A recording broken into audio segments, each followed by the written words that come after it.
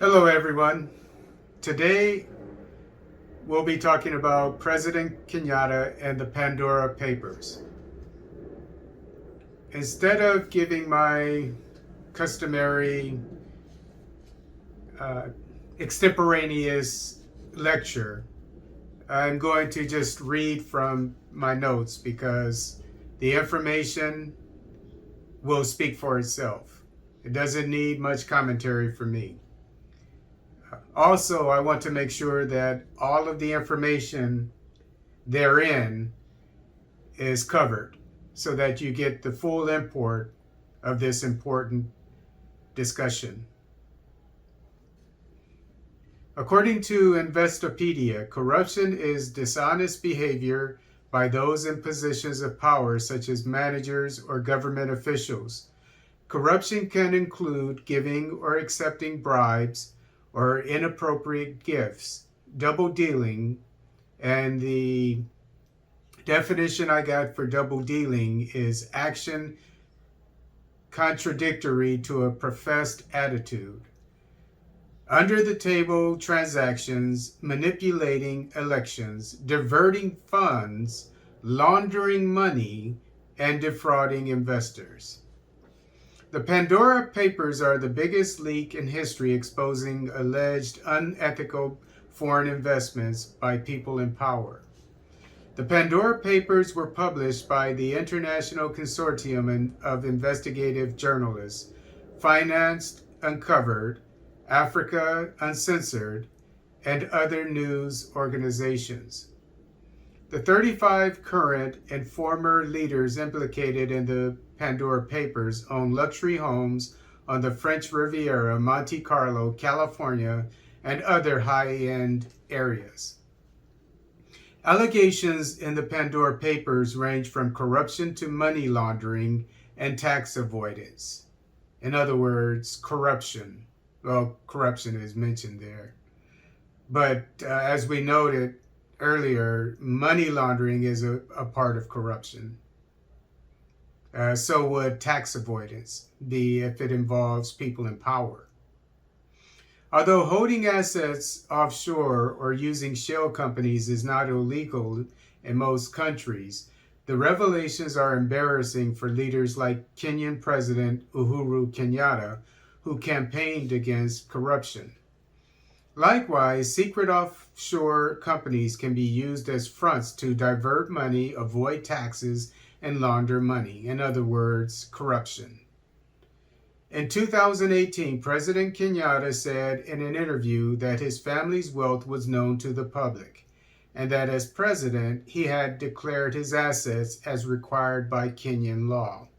In the same interview, Kenyatta promised that fighting corruption and promoting transparency would be the cornerstone of his presidency. Most of the information from my lecture is from the BBC, by the way.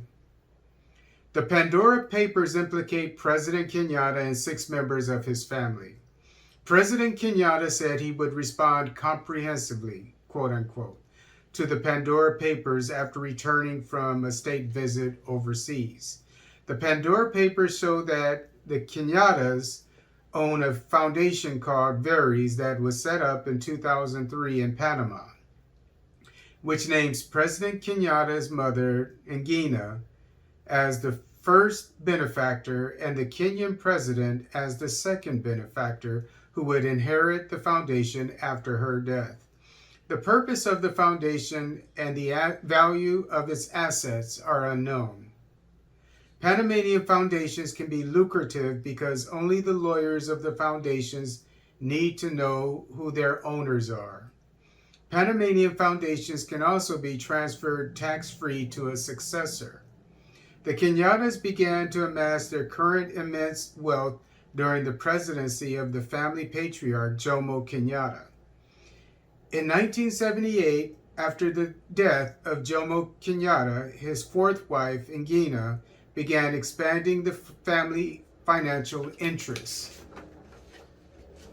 The extent of the Kenyatta family financial enterprise is unknown to outsiders, but it is believed to include the transportation, insurance, hotel, agriculture, real estate, and media industries.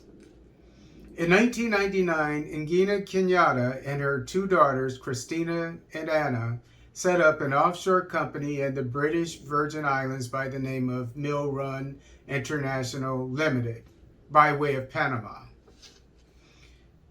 Before the publication of the Pandora Papers, Mill Run's ownership couldn't be traced back to the Kenyattas.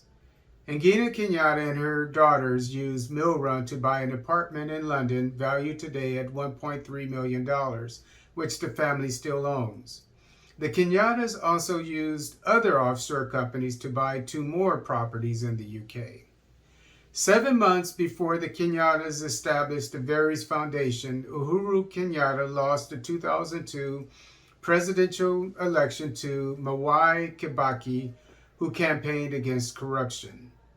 Meanwhile, outgoing President Daniel Arap Moi, a friend of the Kenyattas, illegally siphoned money out of Kenya, according to an international security risk management firm. In 2003, President Kenyatta's brother Muhoho set up the Crisel Foundation in Panama.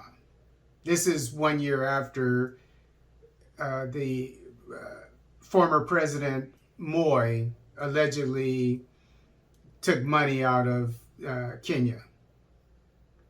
Muhoho, Kenyatta's son Jomo Kamau, is named as Crisel Foundation's successor.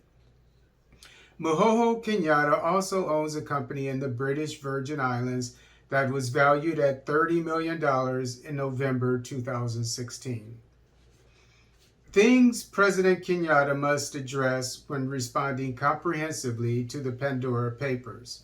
Would the Kenyattas own all these offshore companies if they were not involved in politics? If so, how would they have gone about acquiring these businesses?